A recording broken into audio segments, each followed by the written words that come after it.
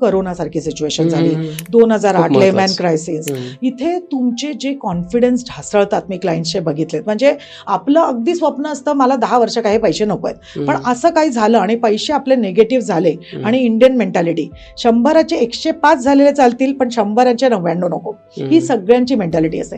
ती जेव्हा गडबडते ना तेव्हा मग लोक अरे बाबा अजून खाली जाईल माझे पैसे, त्यापेक्षा ते पैसे काढावे आणि बाबा एवढी माझी 7-7.5% देते ते काही चुकीचं नाही, तेवढे तरी मला नक्की मिळते. अशा ज्या चुकीच्या डिसिजन्सला लोक बळी पडतात. आणि मग तिथे मग तुम्हाला जर का कोणी गायडन्सला असेल ना तो सांगणार. तर माझ्या कोविडच्या काळात मी किती लोकांना थांबवलं की म्हटलं आता पैसे नको आहेत ना आपल्याला, बिलकुल काढणार नाही आहेत हा पैसे, आता माझ्यावर विश्वास टाका आणि तसेच कंटिन्यू करा.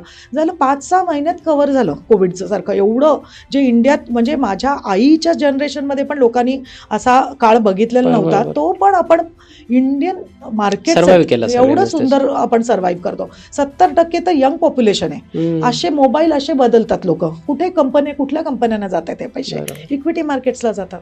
तर त्यामुळे थोडा विश्वास टाकावा आपल्या इंडियन मार्केटवर आणि पैसे गुंतवणूक आपली चालू ठेवावी. आणि आपल्याला कळत नसेल ना तर तिथे तुम्हाला थोडासा कोणीतरी साथीदार जो तुमचा फायनान्शियल ॲडवायझर असतो तो असणं गरजेचं झालंय.